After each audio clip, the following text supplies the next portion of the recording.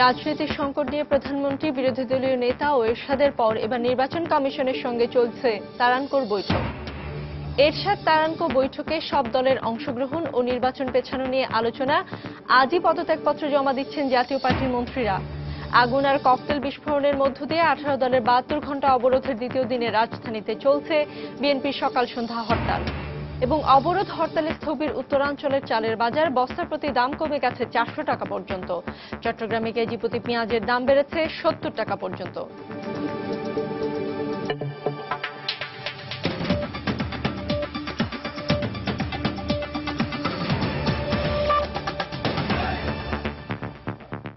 সময় সংবাদে আপনাদের সঙ্গে আছি আমি রোকসানা আনসুমান। গতকাল প্রধানমন্ত্রী শেখ হাসিনা ও বিরোধী দলীয় নেতা বেগম খালেদা জিয়ার সঙ্গে বৈঠকের পর আজ সকালে জাতীয় পার্টির চেয়ারম্যান হুসেইন মোহাম্মদ এরশাদের সাথে বৈঠক করেছেন জাতিসংঘের বিশেষ দূত অস্কার ফার্নান্দেজ তারানকো। বৈঠকে সব দলের অংশগ্রহণ ও নির্বাচন পেছানো নিয়ে আলোচনা হয়েছে। সকাল 10টার দিকে এই বৈঠক শুরু হয়। বাংলাদেশের চলমান রাজনৈতিক পরিস্থিতি নিয়ে এরশাদের সঙ্গে জাতিসংঘ মহাসচিবের এই বিশেষ দূতের আলোচনা হয়েছে। বৈঠকে জাতীয় পার্টি নির্বাচনে সব দলের অংশগ্রহণ নিশ্চিত করা এবং নির্বাচন পেছানোর প্রয়োজনীয়তা তুলে ধরেন। বৈঠকে দলের প্রেসিডিয়াম সদস্যরা উপস্থিত ছিলেন। এর আগে গতকাল বিকেলে প্রধানমন্ত্রীর সঙ্গে এবং সন্ধ্যার পর বিরোধী দলীয় নেতার সঙ্গে বৈঠক করেন তারানকো।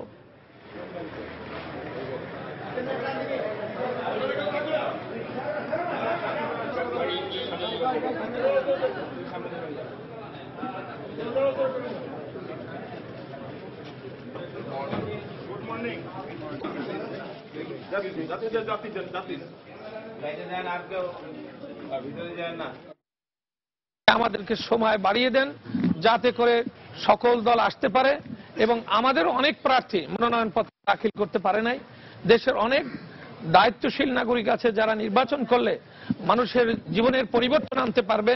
সেই ধরনের ভালো মানুষগুলোকে আসার সুযোগ করে দিতে হবে। আমরা সেটা বলেছি। নির্বাচন কমিশনের সাথেও আমরা দরকার হলে আবারও বসবো, কিন্তু সময় দিতে হবে।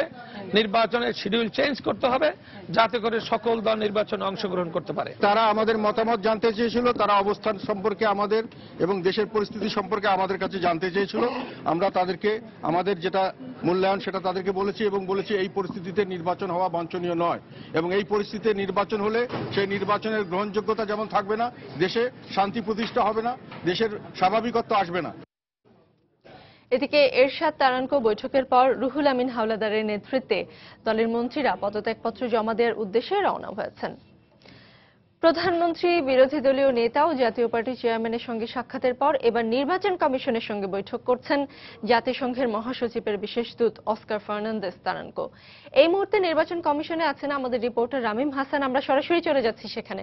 রামিম, তারানকোর সঙ্গে নির্বাচন কমিশনের বৈঠক কখন শুরু হয়েছে, কতক্ষণ আগে, আর কমিশনের পক্ষ থেকে কারা আসলে এই বৈঠকে ওই জাতিসংঘের প্রতিনিধি দলের সঙ্গে বৈঠকে বসেছেন? রোকসানা, ঠিক 11টার দিকে বৈঠকটি শুরু হয়েছে, অর্থাৎ প্রায় 1 ঘন্টা ধরে বৈঠকটি চলছে। আর যেটা জিজ্ঞেস করছিলেন যে জাতিসংঘের যেই সহকারী মহাসচিব অস্কার ফার্নান্দেজ তারানকো, তার সঙ্গে কিন্তু আরো 4 জনকে আমরা দেখেছি যে বৈঠকে রয়েছেন। আর প্রধান নির্বাচন কমিশনের সাথে নির্বাচন কমিশনার সচিব ডক্টর মোহাম্মদ সাদিক রয়েছেন এবং বৈঠকটি চলছে। বৈঠকের বিষয়বস্তু যেটি কিছুক্ষণ আগে যেটি আমরা দেখলাম যে জাতীয় পার্টির কাছ থেকে যে দাবিটি করা হয়েছে নির্বাচন পেছানোর বিষয়টি, সেই বিষয়টি নিয়ে কিন্তু অস্কার ফার্নান্দেজ তারানকো তিনি প্রধানমন্ত্রীর সঙ্গে কথা বলেছিলেন এবং প্রধানমন্ত্রীর পক্ষ থেকে যে বিষয়টি বলা হয়েছিল যে তফসিল থেকে শুরু করে নির্বাচন পেছানোর যে বিষয়গুলোর যে দাবিগুলো আসছে বিভিন্ন মহল থেকে, রাজনৈতিক মহল থেকে বিশেষ করে, সেটি কিন্তু নির্বাচন কমিশনের হাতে এবং নির্বাচন কমিশনের এখতিয়ারভুক্ত এবং সেই বিষয়টি নিয়ে কিন্তু আলোচনা হচ্ছে বলে আমরা ভিতর থেকে জানতে পেরেছি। অর্থাৎ প্রধান নির্বাচন কমিশনারের কাছে তিনি মূলত জানতে চাবেন যে সাংবিধানিক যে বাধ্যবাধকতা, সেই বাধ্যবাধকতার মধ্যে থেকে নির্বাচন পেছানো সম্ভব কিনা। এবং এর আগে কিন্তু বিভিন্ন সময় আমরা কিন্তু জানিয়েছি যে প্রধান নির্বাচন কমিশনার যে বিষয়টি বলছিলেন যে দুই দলের মধ্যে, অর্থাৎ প্রধান দুই দল এবং এর বাইরে যে অন্যান্য দলগুলো রয়েছে তাদের মধ্যে যদি কোনো একটি মতৈক্যে পৌঁছানোর জন্য যে কোনো পরিবর্তন আনার দরকার হয় সেটি কিন্তু তিনি আনবেন। অর্থাৎ একটি সুনির্দিষ্ট সমঝোতার কোনো যদি উদ্যোগ তৈরি হয় এবং সেই ধরনের কোনো প্রস্তাব যদি নির্বাচন কমিশনে আসে তাহলে কিন্তু সুযোগ রয়েছে এবং সাংবিধানিক বাধ্যবাধকতার মধ্যে থেকেই রয়েছে। এবং তিনি বারবার যে বিষয়টি প্রধান নির্বাচন কমিশনার বলে আসছিলেন যে সমঝোতার সময় শেষ হয়ে যাচ্ছে, অর্থাৎ সংবিধান অনুযায়ী যে 25শে জানুয়ারির মধ্যে যে নির্বাচনের বাধ্যবাধকতা সেটির মধ্যে যদি থাকতে হয় সেক্ষেত্রে কিন্তু সমঝোতার সময় আসলেই আর নেই। এবং জাতিসংঘের যেই বিশেষ দূত তার যেই সফরটিকে অত্যন্ত গুরুত্বপূর্ণ হিসেবে দেখা হচ্ছে এই কারণেই এই সংবিধানের মধ্যে থেকে যদি নির্বাচন অনুষ্ঠান করতে হয় তাহলে পরে কিন্তু এটিকে শেষ সুযোগ হিসেবে ধরা হচ্ছে। অর্থাৎ এর আগেও কিন্তু তিনি 3বার বাংলাদেশে এসেছিলেন এবং রাজনৈতিক পরিস্থিতি নিয়ে নানা সময় কিন্তু বিভিন্ন দলের সঙ্গে আলোচনা করেছেন। কিন্তু এবারকার যেই সফরটি সেই সফরটি আমরা যেটি জানতে পেরেছি যে জাতিসংঘের পক্ষ থেকে মহাসচিব নিজে তাকে পাঠিয়েছেন এই বাংলাদেশের এই মুহূর্তে যে রাজনৈতিক সংকটগুলো রয়েছে এবং নির্বাচনকালীন যে অস্থিতিশীল পরিস্থিতি তৈরি হয়েছে সেসব বিষয় নিরসনের জন্য সব দলের মধ্যে যাতে একটি মতৈক্য তৈরি হয়। এবং তিনি কিন্তু গতকালকে আমরা দেখেছি যে বিএনপি, তারপরে সরকারি দল এবং আজকে কিন্তু জাতীয় পার্টির সঙ্গেও কিন্তু তিনি আলোচনায় বসেছেন এবং এই মুহূর্তে নির্বাচন কমিশনে রয়েছেন। তবে এর বাইরে যে আলোচনাটি চলছে আলোচনার মধ্যে আরো কি সূক্ষ্ম যে বিষয়গুলো রয়েছে সেই বিষয়গুলো হয়তো যে বৈঠকটি শেষ হওয়ার পরে নির্বাচন কমিশনের পক্ষ থেকে কোনো একটি ব্রিফিং করা হবে এবং ব্রিফিং এর মাধ্যমে সেই বিষয়গুলো আমরা জানতে পারবো। কিন্তু এর আগে কিন্তু আমরা দেখেছি যে অস্কার ফার্নান্দেজ তারাঙ্কো যে বিভিন্ন বৈঠকে যে রাজনৈতিক দলগুলোর সাথে মিলিত হয়েছেন তারপরে কিন্তু সাংবাদিকদের সঙ্গে তিনি সেসব বিষয় নিয়ে কোনো আলোচনা করেননি। অর্থাৎ তার পক্ষ থেকে যেটি বলা হচ্ছে সবগুলো রাজনৈতিক দলের সাথে এবং নির্বাচন কমিশনের সাথে আলোচনার পর একটি সুনির্দিষ্ট কোনো একটি প্রস্তাব হয়তো বা তিনি অন্যান্য যেই প্রধান যে রাজনৈতিক দল রয়েছে তাদের কাছে দেবেন এবং হয়তো তার সফর শেষ হওয়ার আগে এই রাজনৈতিক দলগুলোর সাথে বৈঠকও হতে পারে। অর্থাৎ কোনো একটি সুনির্দিষ্ট বিষয়বস্তু এবং সুনির্দিষ্ট কোনো একটি প্রস্তাবে পৌঁছানোর জন্যই কিন্তু এখনো পর্যন্ত তিনি সাংবাদিকদের সঙ্গে কথা বলেননি এবং আমরাও প্রত্যাশা করছি যে প্রধান নির্বাচন কমিশনের সঙ্গে কথা বলার পরে হয়তো বা একটি সমাধানের পথ হয়তো খুঁজে পাওয়া যাবে। রামি, আপনাকে ধন্যবাদ। একটা ব্রিফিং নিশ্চয়ই হবে নির্বাচন কমিশনের সঙ্গে প্রতিনিধি দলের বৈঠকের পর, আমরা তখন আপনার সঙ্গে আরো তথ্য জানবার জন্য যোগাযোগ করব। আপনাকে ধন্যবাদ। দর্শক, নির্বাচন কমিশন থেকে জাতিসংঘের প্রতিনিধি দলের সঙ্গে নির্বাচন কমিশনারদের যে বৈঠক সেই ব্যাপারে বলছিলেন আমাদের রিপোর্টার রামিম হাসান। এবারে চলে যাচ্ছি অবরোধ আর হরতালের খবরে। 18 দলীয় জোটের টানা 72 ঘন্টার অবরোধের দ্বিতীয় দিনে রাজধানীতে চলছে মহানগর বিএনপির ডাকা সকাল সন্ধ্যা হরতাল। হরতাল শুরুর আগেই রায়েরবাগে বেশ কয়েকটি ককটেল বিস্ফোরণ ও বাসে আগুন দেওয়ার খবর পাওয়া গেছে। ভোর 5:30টার দিকে মাতুয়েলে ছাত্র শিবিরের ব্যানারে বের হওয়া একটি মিছিল থেকে রাস্তার পাশে দাঁড়িয়ে থাকা একটি বাসে আগুন ধরিয়ে দেওয়া হয়।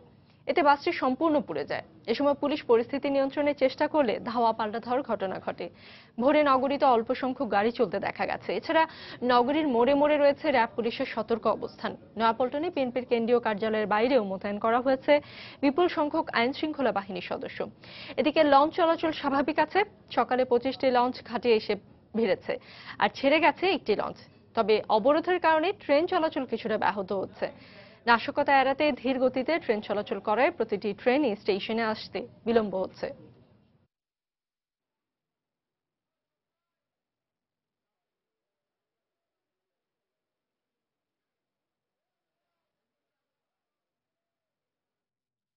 দর্শক, এই মুহূর্তে নয়াপল্টনে বিএনপি কার্যালয়ের সামনে আছেন আমাদের রিপোর্টার সঞ্জীব রায়। আমরা সরাসরি চলে যাচ্ছি তার কাছে। সঞ্জীব, এর আগের সংবাদে আপনার সঙ্গে আমার কথা হয়েছে, তখনও বলছিলেন যে কোনো নেতাকর্মীকে এখনো বিএনপি কার্যালয়ের সামনে দেখা যায়নি। এখন কি অবস্থা? এই যে দুপুর 12টা পেরিয়ে গেছে, এখন কার্যালয়ের সামনে কি অবস্থা? রোকসানা, দুপুর 12টা পেরিয়ে যাওয়ার পরে কিন্তু যে 12 ঘন্টার হরতাল তার 6 ঘন্টা পেরিয়ে গেল এবং একই সঙ্গে এই তৃতীয় দফায় টানা 72 ঘন্টা যে হরতাল তারও 30 ঘন্টা পেরিয়ে গেল। এই 30 ঘন্টা এবং 6 ঘন্টা অবরোধের 30 ঘন্টা আর হরতালের 6 ঘন্টায় কিন্তু নয়াপল্টন বিএনপির কেন্দ্রীয় কার্যালয়ের আশপাশের এলাকায় নেতাকর্মীদের চোখে পড়েনি আমাদের। আপনি জানেন যে যেই কার্যালয়টির সামনে আমি দাঁড়িয়ে আছি নয়াপল্টন বিএনপির কেন্দ্রীয় কার্যালয়, তার ঠিক বিপরীত দিকেই ভাসানী ভবন এবং সেখানে কিন্তু বিএনপির ঢাকা মহানগরের কার্যালয়। সেখানে সাধারণত সাদেক হোসেন খোকা অথবা বিএনপির ঢাকা মহানগরের সদস্য সচিব আব্দুল সালাম তারা অফিস করেন এবং বিভিন্ন সময় তারা সেখানেই বসেন। কিন্তু এই হরতাল অবরোধের কর্মসূচিগুলোকে কেন্দ্র করে এই সকল কোনো অফিসেই কিন্তু তাদের কোনো অবস্থান বা উপস্থিতির রোকসানা নেই। অন্যদিকে আমি কিছুক্ষণ আগে নয়াপল্টন বিএনপির কেন্দ্রীয় কার্যালয়ের ভেতরে ঢুকে সেখানে দেখার চেষ্টা করেছি যে আসলে ভিতরে কি পরিস্থিতি। সেখানে মোট সর্বসাকুল্যে 8 জন কর্মকর্তা কর্মচারী রয়েছেন এই নয়াপল্টন বিএনপি কেন্দ্রীয় কার্যালয়ের বিভিন্ন সময় যারা দায়িত্ব পালন করে থাকেন, দাপ্তরিক দায়িত্ব পালন করে থাকেন, রুহুল কবির রিজভিকে সহযোগিতা করে থাকেন এবং অফিসে পিওনের যারা দায়িত্ব পালন করেন, এখানে যারা নিরাপত্তার দায়িত্ব পালন করেন। সবকিছু মিলিয়ে মোট 8 জন কর্মকর্তা কর্মচারী উপরে রয়েছেন এবং তাদের সঙ্গে আমরা কথা বলেছি যে আসলে যেহেতু হরতাল আজ, তাই হরতালকে কেন্দ্র করে কোনো ধরনের আনুষ্ঠানিক ব্রিফিং বা গণমাধ্যম কর্মীদের সঙ্গে কথা বলার জন্য কেউ নয়াপল্টন বিএনপির কেন্দ্রীয় কার্যালয়ে আসবেন কিনা তারাও কিন্তু কোনো ধরনের তথ্য বা কোনো ধরনের খবর আমাদের জানাতে পারেননি। আমরা নিজেরা চেষ্টা করেছিলাম বিভিন্ন কেন্দ্রীয় নেতৃবৃন্দ এবং ঢাকা মহানগর বিএনপির নেতৃবৃন্দের সঙ্গে যোগাযোগ করার, কিন্তু কারোর সঙ্গে আমরা আসলে যোগাযোগ স্থাপন করতে পারিনি রোকসানা। অন্যদিকে গত কয়েকদিন ধরেই আপনি দেখছেন যে একটি গোপন স্থান থেকে যে ভিডিও সংবাদটি পাঠানো হয় গণমাধ্যম কর্মীদের কাছে, আজ এখন পর্যন্ত তারও কোনো খবর বা সংবাদ আমরা পাইনি। সঞ্জীব, আপনাকে ধন্যবাদ। খবর মোটামুটি মনে হচ্ছে যে আগের মতোই আছে। পরবর্তীতে যদি কোনো খবর থাকে নিশ্চয়ই আপনার কাছ থেকে সেটা জানবো আমরা। এদিকে নারায়ণগঞ্জে ককটেল বিস্ফোরণ, বাস ও ট্রাকে অগ্নিসংযোগ এবং বেশ কয়েকটি যানবাহন ভাঙচুর করেছে অবরোধকারীরা। সকালে ঢাকা নারায়ণগঞ্জ লিংক রোডের ভুইঘর এলাকায় যুবদল নেতাকর্মীরা মিছিল বের করে সড়ক অবরোধ করে। এ সময় পুলিশ তাদের ছত্রভঙ্গ করে দেয়। পরে লিংক রোডের জেলা পরিষদ এলাকায় একটি বাসে আগুন ধরিয়ে দেয় অবরোধ সমর্থকরা। অন্যদিকে নারায়ণগঞ্জের সোনারগাঁও উপজেলার নয়াবাজার এলাকায় রাস্তায় গাছের গুঁড়ি ফেলে ও টায়ারে আগুন দিয়ে অবরোধ করে 18 দলীয় নেতাকর্মীরা। পরে পুলিশ ঘটনাস্থলে পৌঁছে পরিস্থিতি নিয়ন্ত্রণে আনে।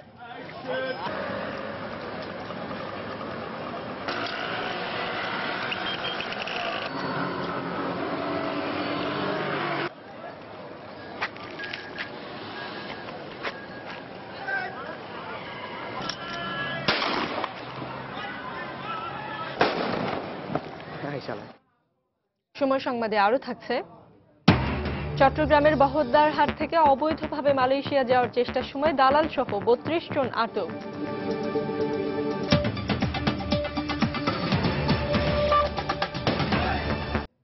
এবার উত্তরাঞ্চলের চালের বাজারে অবরোধের প্রভাব নিয়ে রিপোর্ট। অবরোধ হরতালে স্থবির হয়ে পড়েছে উত্তরের শস্য ভাণ্ডার, রংপুর, দিনাজপুর অঞ্চলের চালের বাজার। স্থানীয় ও আন্তঃজেলা বিপণন ব্যবস্থা বিপর্যস্ত হওয়ায় বেচা বিক্রি প্রায় বন্ধ। এতে বস্তা প্রতি চালের দাম কমে গেছে 400 টাকা পর্যন্ত। আর কাজ না থাকায় বেকার হয়ে পড়েছেন শ্রমিক। রংপুরের পাইকারি চালের বাজার মাহিগঞ্জের খবর জানাচ্ছেন রতন সরকার। রংপুরের সবচেয়ে বড় চালের পাইকারি বাজার এই মাহিগঞ্জ। এখান থেকে সাধারণত প্রতিদিন 100-রও বেশি ট্রাক রাজধানী ঢাকা সহ দেশের বিভিন্ন স্থানে চাল নিয়ে যেত। কিন্তু গত 1 মাসেরও বেশি সময় ধরে অবরোধের কারণে এখানে ব্যবসা বাণিজ্য পুরোপুরি স্থবির। সবচেয়ে বড় প্রবলেম, আমরা পণ্য আনা নেওয়া করতে পারতেছি না, তারপরে বিক্রি হচ্ছে না, কাস্টমার আসতেছে না, দাম কমে যাচ্ছে। লোনের যে টাকার ইন্টারেস্ট দিত সেই ইন্টারেস্ট দিতে পারতেছে না। এইভাবে যদি চলতে থাকে আর কিছুদিন পরে তারা বাড়ি বিটা বিক্রি করে মনে হয় ব্যাংকের টাকা পরিশোধ করতে হবে। ব্যবসায়ীরা বলছেন গত 1 মাসে এখানে প্রতি বস্তা চালে কমে গেছে 400 টাকা। ধান আসতেছে না, ধান ভাঙার বিক্রি নেই, প্রায় 300-400 টাকা বস্তায় কম। এরকম চললে সাধারণ মানুষ টাকা মরবে। এখানে কাজ করে জীবিকা নির্বাহ করে 500-রও বেশি শ্রমিক। কাজ না থাকায় তারা এখন পুরোপুরি বেকার। ফলে পরিবার পরিজন নিয়ে দুর্বিষহ জীবন তাদের। আজ পয়লে হরতাল আর সহ্য হয় না। হরতালের কারণে আমদানি রপ্তানি বন্ধ, কোনো কাজে নাই। এখন কাজকর্ম করে বউ বাচ্চা নিয়ে বাসে, কিন্তু তা তো এখন অবরোধের কারণে বন্ধ। এখন বাইরে গাড়ি যাচ্ছে না, এই জন্য কাজকর্ম কম। আমদানি রপ্তানি বন্ধ থাকার কারণে শুধু লসের বোঝাই টানতে হচ্ছে না, টানতে হচ্ছে ঋণের বোঝাও। আর এভাবে চলতে থাকলে একসময় এই সামগ্রিক ব্যবসার ওপর নেতিবাচক প্রভাব পড়বে, এমনটাই বলছেন এখানকার ব্যবসায়ীরা। রতন সরকার, সময় সংবাদ, রংপুর। দর্শক, চট্টগ্রামের পেঁয়াজের বাজারের অবরোধের প্রভাব নিয়ে একটি রিপোর্ট থাকছে সংবাদের পরের অংশে। চট্টগ্রামের বহদ্দারহাট থেকে অবৈধভাবে মালয়েশিয়া পাঠানোর চেষ্টাকালে এক দালাল সহ 32 জনকে আটক করেছে পুলিশ। পুলিশ জানায়, গোপন সংবাদের ভিত্তিতে শনিবার রাতে বহদ্দারহাটের আল সাকেইরা আবাসিক হোটেলে অভিযান চালিয়ে তাদের আটক করা হয়। দেশের বিভিন্ন এলাকা থেকে তাদের এখানে নিয়ে আসা হয় বলে জানায় পুলিশ। মালয়েশিয়া পাঠানোর নাম করে প্রতিজনের কাছ থেকে 1.5 লাখেরও বেশি টাকা নেওয়া হয়েছে বলেও জানান তারা। দীর্ঘদিন ধরেই সাধারণ মানুষকে মালয়েশিয়া পাঠানোর নাম করে টাকা আদায় করছিল এই সংঘবদ্ধ চক্র।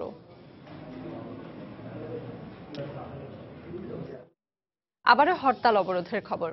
18 দলের অবরোধের মধ্যে হরতালের খবর জানাতে এই মুহূর্তে রাজধানী যাত্রাবাড়ি এলাকায় আছেন আমাদের রিপোর্টার ওমর ফারুক। আমরা সরাসরি চলে যাচ্ছি তার কাছে।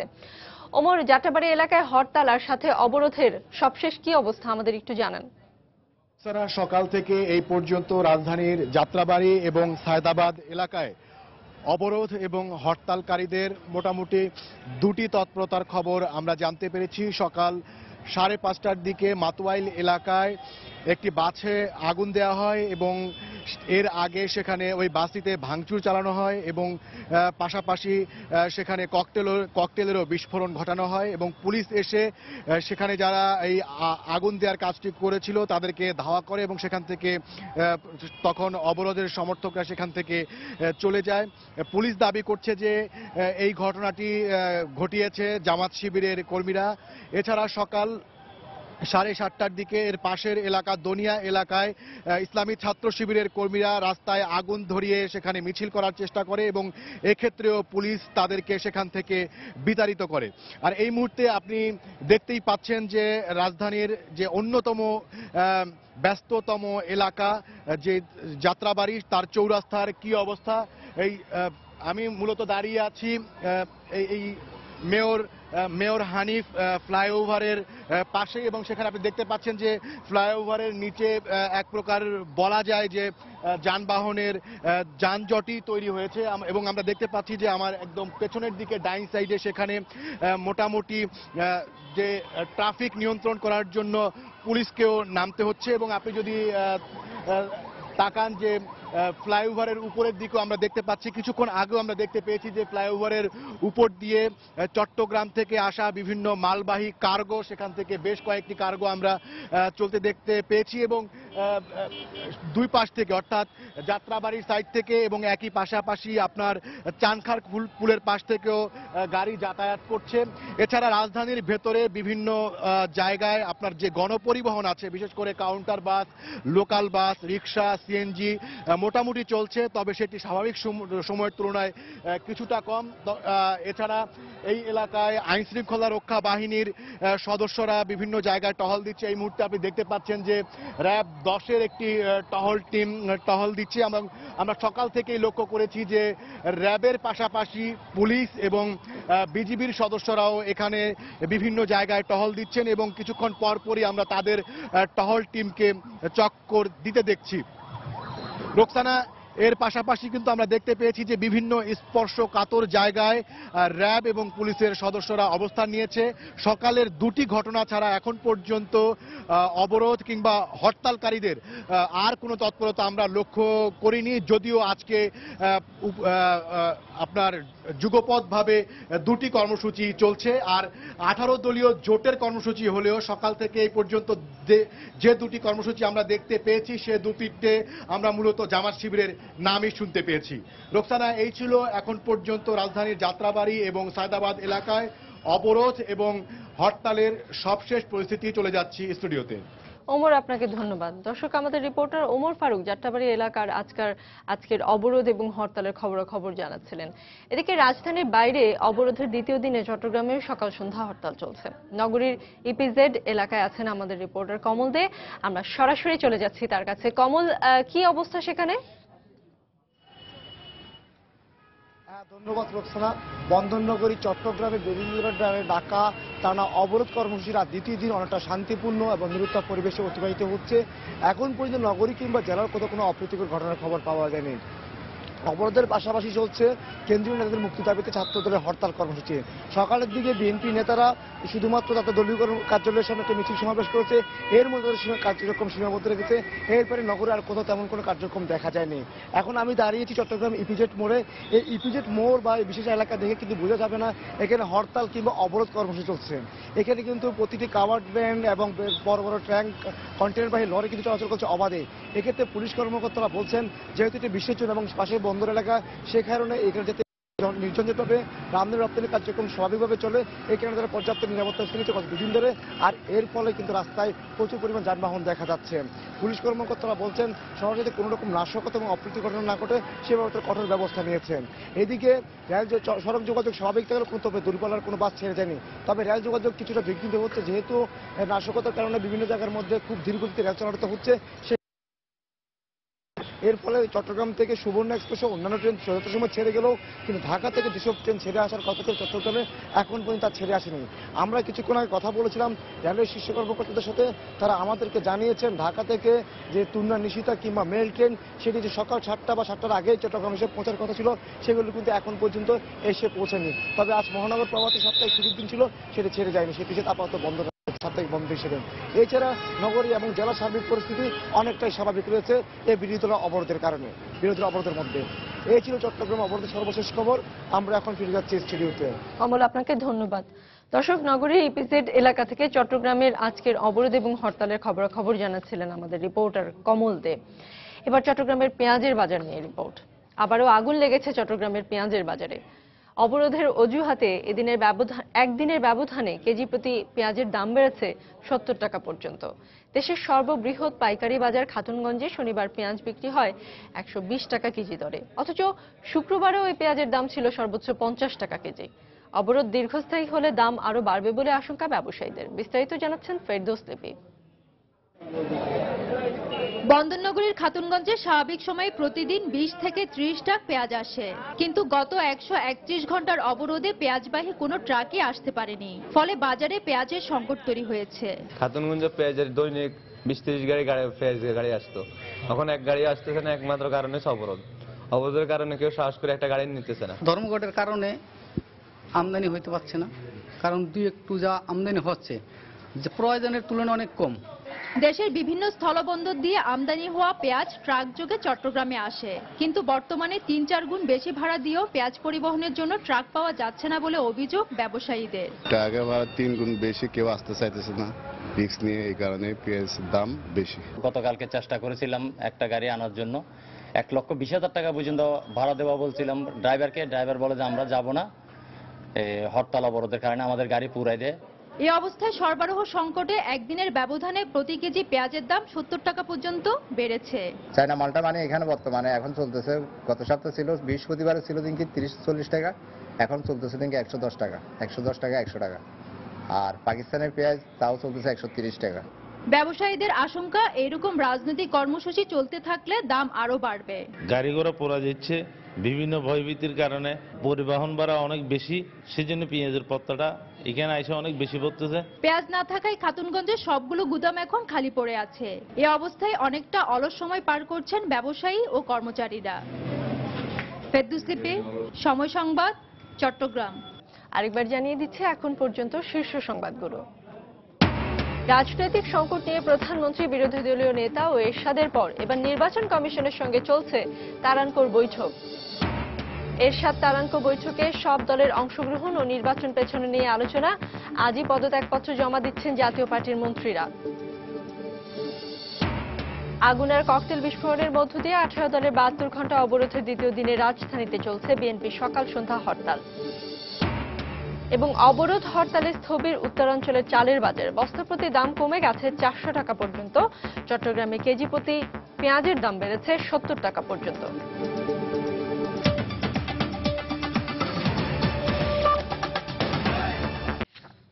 জামায়াত নেতা কাদের মোল্লার বিরুদ্ধে সুপ্রিম কোর্টের আপিল বিভাগ থেকে দেয়া মৃত্যুদণ্ডাদেশের পূর্ণাঙ্গ রায় আন্তর্জাতিক অপরাধ ট্রাইব্যুনালে পাঠানো হয়েছে।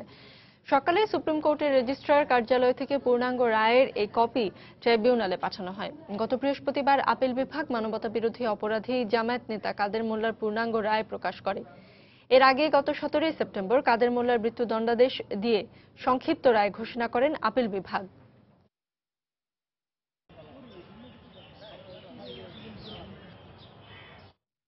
এবারে বিজয়ের মাস প্রসঙ্গ।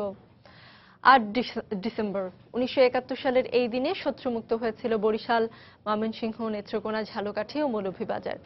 বিজয়ের আনন্দে উদ্দীপ্ত বাংলার দামাল ছেলেরা তখন এগিয়ে যেতে থাকে চূড়ান্ত বিজয়ের দিকে। লক্ষ্য পৃথিবীর বুকে স্বাধীন, সার্বভৌম একটি রক্তিম সূর্য আকার। ব্যুরো রিপোর্টার ও প্রতিনিধিদের পাঠানো তথ্য ও ছবি নিয়ে প্রতিবেদন। 1971 সালের এপ্রিলের শুরু থেকেই পাক বাহিনী বরিশালের বিভিন্ন এলাকায় ঘাঁটি স্থাপন করে চালায় নির্যাতন ও হত্যাযজ্ঞ। মুক্তিবাহিনী তাদের বিতাড়িত করতে চালাতে থাকে অপারেশন। মুক্তিবাহিনীর একের পর এক সফল অপারেশনে পাক বাহিনী টিকতে না পেরে 8 ডিসেম্বর শহরে কারফিউ জারি করে পালিয়ে যায় তারা। সেদিনের সেসব স্মৃতি উঠে এলো এই মুক্তিযোদ্ধাদের কণ্ঠে। কারফিউ দেওয়ার পরে রাত্র 3:30-এর সময় সমস্ত জায়গার যে যে জায়গায় পাক বর্বর বাহিনী ছিল তাদেরকে একত্রিত করিয়া ওই শেষ রাত্রে 6টা-7টা লঞ্চ রিজার্ভ করিয়া ওরা এখান থেকে পালিয়ে যায়। 8ই ডিসেম্বর প্রত্যুষে বরিশালবাসী জানতে পারে যে হানাদার বর্বর বাহিনী তারা ক্যান্টনমেন্ট ছেড়ে পালিয়ে গেছে। তো বরিশাল শহরের মানুষ আনন্দে রাস্তায় বেরিয়ে আসে। এদিন শত্রুমুক্ত হয় ময়মনসিংহের ভালুকা, ফুলবাড়িয়া ও গৌরীপুর।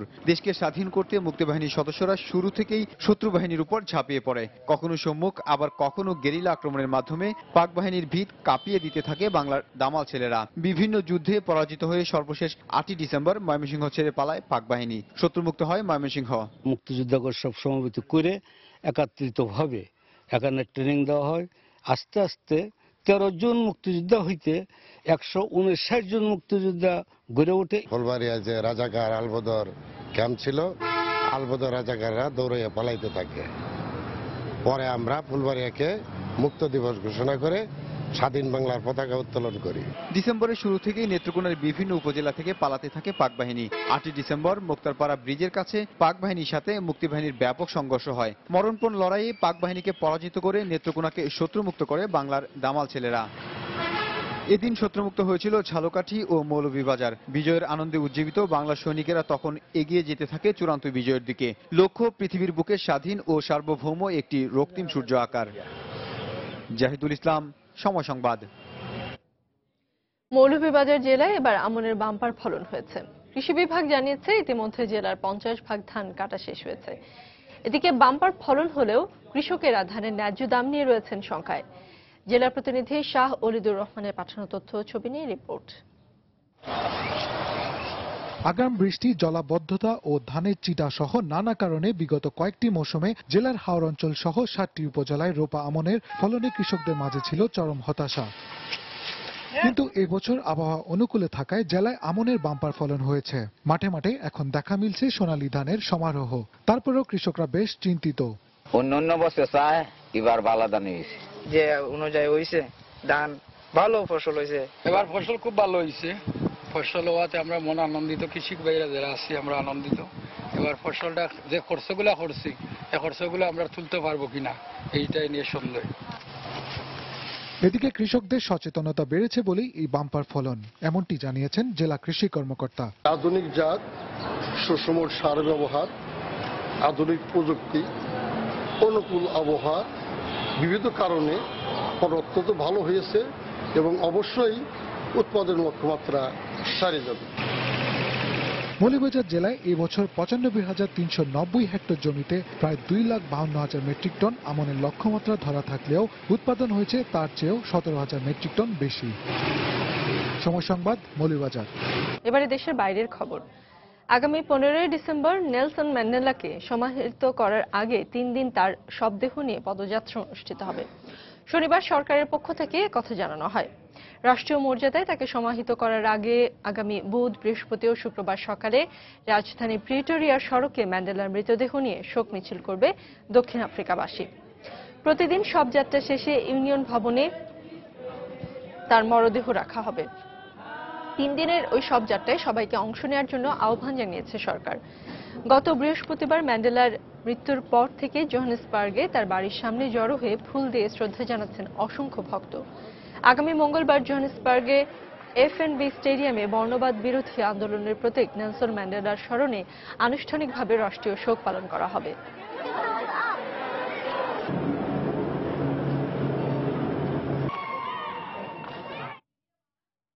থাইল্যান্ডে চলমান রাজনৈতিক অস্থিরতা শেষ হওয়ার এখনই কোনো সম্ভাবনা দেখছেন না প্রধানমন্ত্রী ইংলাক সিনাওয়াত্রা।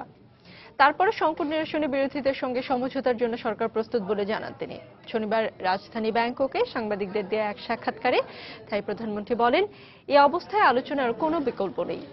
সোমবার বিরোধীদের ঘোষিত বড় ধরনের বিক্ষোভ কর্মসূচিকে সামনে রেখে প্রধানমন্ত্রী বিরোধী পক্ষকে সংলাপের এই আহ্বান জানালেন। সম্প্রতি সরকার পতনের লক্ষ্যে থাইল্যান্ডে ছড়িয়ে পড়া বিক্ষোভে পুলিশের সঙ্গে আন্দোলনকারীদের সংঘর্ষে অন্তত 6 জন নিহত এবং প্রায় 300 মানুষ আহত হয়।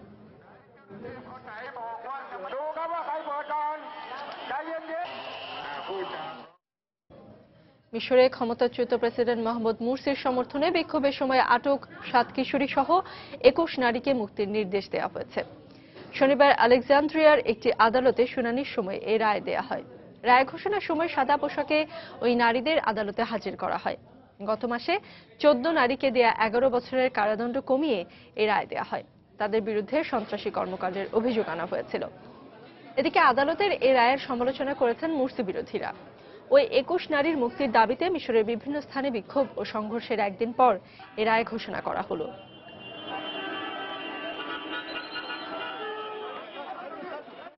এবারে খেলার খবর। ওয়েস্ট ইন্ডিজ অনূর্ধ্ব 19 দল সিরিজের আজকের ম্যাচ খেলতে অস্বীকৃতি জানানোর পর বাংলাদেশের সাথে দ্বিতীয় ওয়ানডে ম্যাচ স্থগিত করা হয়েছে। আগামীকাল এই খেলা অনুষ্ঠিত হবে। রোববার সকালে জহুর আহমেদ চৌধুরী স্টেডিয়ামে সকাল 9টায় এই ম্যাচটি অনুষ্ঠিত হবার কথা ছিল। নগরীর হোটেল আগ্রাবাদের সামনে বৃহস্পতিবার সন্ধ্যায় ককটেল বিস্ফোরণের জের ধরে এই ম্যাচ খেলতে অস্বীকৃতি জানায় সফরকারী দল। ম্যাচ শুরুর আগে সকাল 8টায় স্টেডিয়ামে যাওয়ার আগ মুহূর্তে ওয়েস্ট ইন্ডিজ নিরাপত্তার কারণ দেখিয়ে ম্যাচটি খেলতে অস্বীকৃতি জানায়। এর পরপরই আকরাম খানের নেতৃত্বে বিসিবির শীর্ষ কর্মকর্তারা ওয়েস্ট ইন্ডিজ টিম ম্যানেজমেন্টের সাথে জরুরি বৈঠকে বসেন। বৈঠক শেষে বিসিবি এবং পুলিশ প্রশাসনের পক্ষ থেকে নিরাপত্তার আশ্বাস পেয়ে তারা খেলতে রাজি হয়। পরে আগামীকাল নতুন তারিখ অনুষ্ঠিত হয়। নতুন তারিখ ঘোষণা করা হয়। সিরিজের বাকি ম্যাচগুলো যথাসময়ে অনুষ্ঠিত হবে বলেও বিসিবি সূত্রে জানা যায়। ডিভিশন স্টেডিয়ামে খেলার কথা ছিল, কিন্তু কাল রাত্রে একটা ছোট্ট ঘটনায় ওরা অনেক ভয় পেয়ে গেছে যে একটা ককটেল ফুটেছিল এখানে। ওরা এখানে 3টা খেলার কথা এবং আজকেরটা ডেটটা চেঞ্জ হয়ে কালকে হবে, তারপর একদিন রেস্ট, তারপর 11 তারিখ খেলে ওরা ঢাকা যাবে। ভারত দক্ষিণ আফ্রিকা ওয়ানডে সিরিজ প্রসঙ্গ। বর্ণবাদ বিরোধী আন্দোলনের পথিকৃৎ দক্ষিণ আফ্রিকার কিংবদন্তি নেতা নেলসন ম্যান্ডেলার মৃত্যুতে দক্ষিণ আফ্রিকার শোকের মাতম ছড়িয়ে গেলেও সময় মতোই গড়াবে ভারত দক্ষিণ আফ্রিকা ওয়ানডে সিরিজের খেলা। প্রথম ম্যাচে অসহায় আত্মসমর্পণের পর সিরিজের দ্বিতীয় ওয়ানডেতে রোববার ডারবানের কিংসমিডে স্বাগতিকদের মুখোমুখি হবে ভারত। লড়াইটি শুরু হবে বাংলাদেশ সময় দুপুর 2টায়। প্রথম ম্যাচে সহজেই জয় তুলে নেয় অনেকটা ফুরফুরে মেজাজে আছে দক্ষিণ আফ্রিকা। দলে কোনো ইনজুরি সমস্যাও নেই। আর ইনজুরির কারণে প্রথম ওয়ানডে মিস করায় দ্বিতীয় ম্যাচে দলে ফিরতে পারেন পেসার ভার্নন ফিলান্ডার। তাই ডারবানের বাউন্সি উইকেটে 5 পেসার নিয়ে মাঠে নামতে পারে প্রোটিয়ারা। আর অধিনায়ক ডি ভিলিয়ার্সও এই ম্যাচ জিতে সিরিজ নিশ্চিত করতে চান। অন্যদিকে কন্ডিশনের সাথে ডারবানের রেকর্ড যেন কথা বলছে ভারতের বিপক্ষে, কারণ দক্ষিণ আফ্রিকার বিপক্ষে ডারবানে খেলা 6 ওয়ানডের একটিতেও জয় নেই ম্যান ইন ব্লুদের। আর ডারবানে বাউন্সি উইকেটের কথা মাথায় রেখে হয়তো উমেশ যাদব ও ইশান্ত শর্মা ফিরতে পারেন ভারত দলে। আর অফ ফর্মের কারণে যুবরাজ সিং এর জায়গায় দলে আসতে পারেন আজিঙ্কা রাহানে।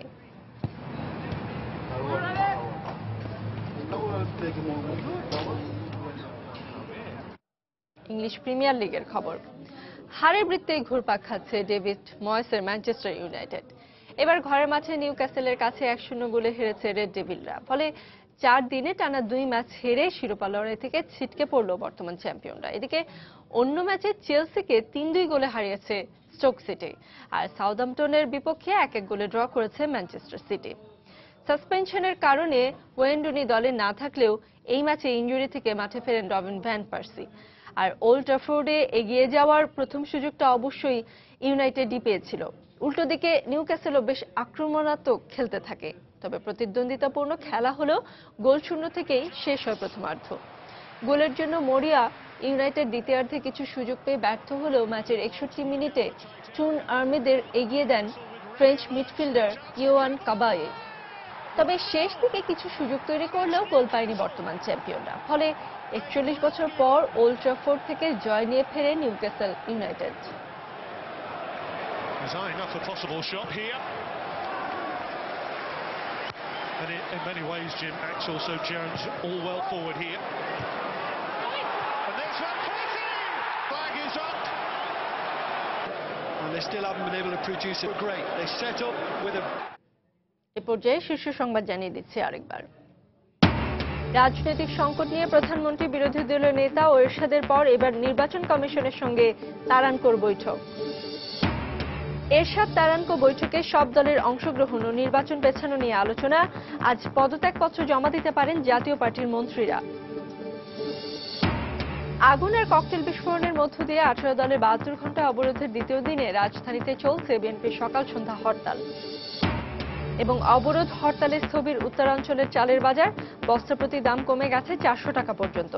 চট্টগ্রামে কেজি প্রতি পেঁয়াজের দাম বেড়েছে 70 টাকা পর্যন্ত। এই ছিল এখনকার মতো। যে কোনো খবর পেতে ভিজিট করুন সময়নিউজ.tv।